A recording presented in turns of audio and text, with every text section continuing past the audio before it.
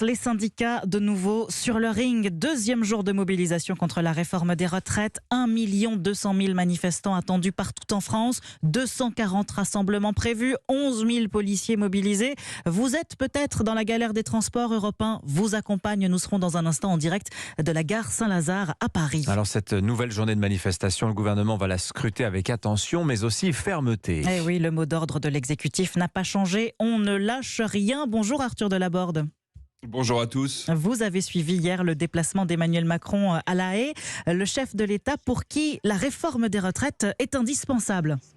Exactement, Emmanuel Macron inflexible. Le président ne veut pas laisser planer le moindre doute sur sa détermination à conduire la réforme jusqu'au bout. Il approuve la sortie de sa première ministre, critiquée par les oppositions pour avoir déclaré ce week-end que le report de l'âge de départ à 64 ans n'est plus négociable. Que cette réforme, elle est indispensable quand on se compare en Europe et quand on regarde la nécessité que nous avons collectivement de préserver et sauver notre système de retraite par répartition. Et vous comprendrez bien que ce n'est pas depuis les Pays-Bas que je vais vous donner un commentaire sur ce que la Première ministre dit. Quand elle dit quelque chose, elle le dit avec des bonnes raisons et je la soutiens.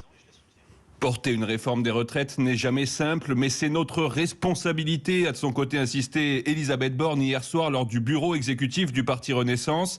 Dans le sillage de sa première ministre, certains proches d'Emmanuel Macron estiment qu'il faut muscler la parole de l'exécutif et rester sur une ligne de fermeté, continuer à se dire ouvert à la négociation, ne fait qu'entretenir la contestation, analyse un poids lourd de la Macronie qui ajoute « Nous devons aussi dédramatiser cette réforme car la bataille de l'opinion est déjà perdue ». Arthur Delaborde du service politique d'Europe 1.